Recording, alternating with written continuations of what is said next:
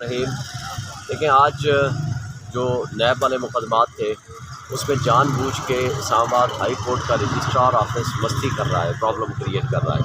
आप मुझे बताएं, नैब उसमें पार्टी है, एक क्रिमिनल केस है, उसके अंदर हमेशा वो डिवीजन बेंच में लगता है। उन्होंने चूँकि वो डे टू डे हियरिंग कर रहे हैं, जानबूझ कर उन्होंने सिंगल बेंच में लगा दिया। ये बेईमानी है, ये बदनीयती है स्टाफ की और ऑफिस की। इसका मतलब है इनको मैनिपुलेशन हो रही है। दूसरी बात आप देखें, इद्दत वाले पीरियड में वो वाला जो केस है कल एविडेंस के लिए बुलाया हुआ है, और आज उस केस में जो ऑलरेडी एक और कंप्लेनेंट था यही केस किया और वो विथड्रॉ हो गया है, तो उसकी हद तक भी जो पटिशन पेंडिंग है वो इन्फ्रक्चर्स है। लेकिन यहाँ आकर के कह दिया कि ना ये केस भी उधर भेज दो, और जानबूझ के ये डिलेइंग टैक्टिक्स इस्तेमाल कर रहे हैं ताकि पोलिटिकली विक्टिमाइज़ कर सके इमरान खान को।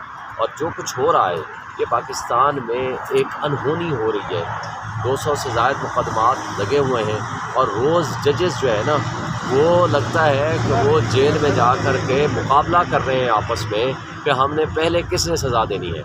अगर ये तर्ज़ अमल ऐसे कंप्रोमाइज़ जजेस होंगे जो पूरे पाकिस्तान के तमाम मुकदमात इस्लामाबाद से रिलेटेड जो भी हैं वो इधर छोड़ के वो जाकर सारा दिन जेल में बैठे रहते हैं, कोई डे टू डे हियरिंग उनके केसेस की हो रही है। यानी एक दिन अगर छोड़ भी दिया तो बहुत बड़ा एहसान कर दिया, और एक दिन की भी हाज़िरी माफ़ी नहीं है। और किसी तरह से सिर्फ ये मकसद है कि कोई ना कोई ऐसा तरीका निकाला जाए कि इमरान खान के ख़िलाफ़ कोई ऐसी फोर्ज किस्म की एविडेंस क्रिएट की जाए ताकि किसी में सज़ा हो सके।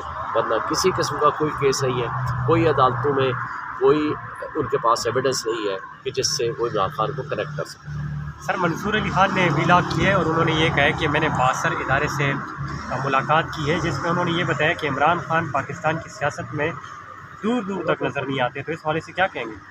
मेरा ख्याल है या तो उनकी दूरबीन ख़राब हो गई है। भाई, तुमने दुश्मन के बच्चों को पढ़ाना था, जाओ अब दुश्मन के बच्चों को भी पढ़ाओ और दुश्मन का भी पता करो कि किसने ड्रोन अटैक किए हैं। लेकिन ना, ड्रोन अटैक आपके मुल्क में हो रहा है और किसी को पता नहीं है कि किसने किया है। इदारा कुछ और कह रहा है। ईरान की तरफ से एक स्टेटमेंट पहले आई, फिर दूसरी स्टेटमेंट आई है। बात यह है कि ये आपकी ज़िम्मेदारी है। अवाम ने फैसला करना है कि इमरान खान सियासत में रहेगा या नहीं। आज 80% 90% जो पब्लिक है वो तो इमरान खान के साथ खड़ी है। आपने देखा है जो इंटरनेशनल सर्वेज़ आ रहे हैं या आपके नेशनल सर्वेज़ आ रहे हैं, आपके डिजिटल मीडिया के सर्वे आ रहे हैं, वो सारे के सारे बता रहे हैं कोई 70%, कोई 80%, कोई 90% ये फ्लक्चुएट कर रहा है 77% से लेकर 90% के दरमियान मुख्तलिफ एरियाज़ में। अगर आज सारी पब्लिक इमरान खान के साथ खड़ी है, फिर या तो नया आइन रीराइट करना पड़ेगा कि जिसके अंदर किसी इदारे की या किसी की शख्सियत की इजाज़तनामा होगा तो उसको एक्सेप्ट किया जाएगा सियासत में, वरना नहीं होगा। आइन तो इस बात की इजाज़त नहीं देगा। भाई, आइन सिंपल ये बात कहता है कि जिसके साथ पब्लिक होगी जमहूर का फैसला तस्लीम किया जाएगा। ये तो है आइन का तकाज़ा। अगर हमने आइन को नहीं मानना तो फिर मैं तो कुछ नहीं कह सकता। सर, तहरीक इंसाफ पॉपुलर है बेशक, इसका कोई शक नहीं है, लेकिन ग्राउंड पे तहरीक इंसाफ का जो उम्मीदवार है वो नज़र नहीं आ रहा है। अपने हल्कों में जो देही इलाके हैं, तो तहरीक इंसाफ ने कोई प्लान बनाया हुआ है कि यहाँ पर कन्वेंशन जल्द से जुलूस वगैरह निकलेंगे? देखिए, तकरीबन 65% मेरे हल्के में वो है, या 60% आप तसव्वुर कर लें देहात है। मैं हर देहात के हल्के में अब ऑलमोस्ट मैं कोई 70% देहात कवर कर चुका हूँ, और मैं हर रोज़ रात में कुछ 12:30 बजे वहाँ कन्वेंशन से फारिग होकर आया। आप अगर वो वीडियोस उठा के देख लें, आप वहाँ जज्बा लोगों का देख लें। मैंने टाइम उनको दिया था 9 बजे का, लेकिन दरमियान में एक जनाजे में जाना पड़ा, फिर लेट होते होते एक और जगह से मैं वहाँ 11:30 बजे पहुँचा। और लोगों का जज्बा मैं आपको बताऊँ इस कदर है, लोग शदीद ठंड में तकलीफ़ में वो बर्दाश्त कर रहे हैं इमरान खान की खातिर, इक़्तिदार की खातिर, उसको जिहाद समझ के।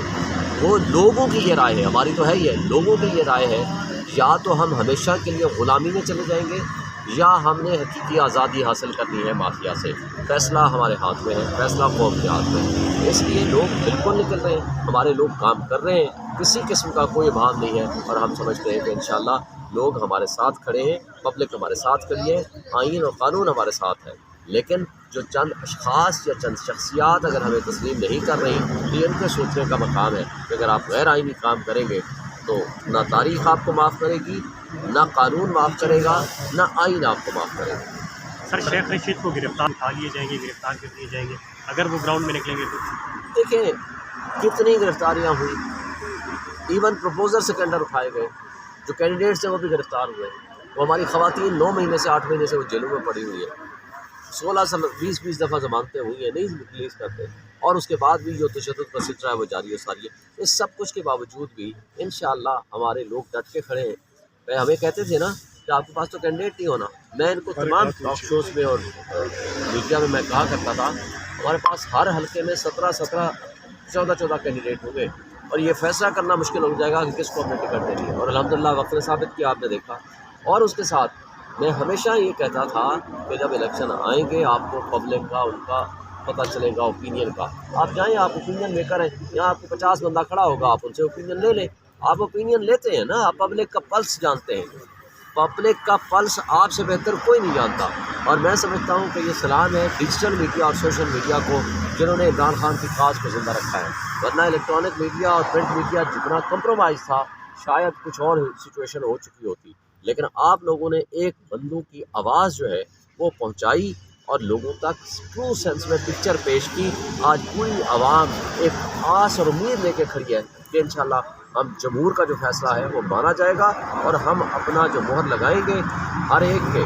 یہ الگ بات ہے کہ ہمارے ساتھ اتنا بڑا ظلم ہو گیا، ہمارے ساتھ نہیں قوم کے ساتھ ہو گیا، جو ہمارا نشان تھا وہ چھین لیا گیا۔ پارٹی رجسٹرڈ ہے، پارٹی موجود ہے، انتخابی نشان نہیں ہے، اور وہ 5 سال کے لیے پریکٹیکلی بین کر دیا۔ یہ کبھی دنیا کی تاریخ میں نہیں ہوتا۔ آپ نے ایک جو پارٹی کا کانسٹیٹیوشن ہے اس کو پاکستان کے کانسٹیٹیوشن کے اوپر کر دیا، اور پاکستان کے کانسٹیٹیوشن کی تشریح کیے بغیر پاکستان کے کانسٹیٹیوشن کو سبارڈینیٹ کر دیا۔ یہ کیسے ممکن ہے؟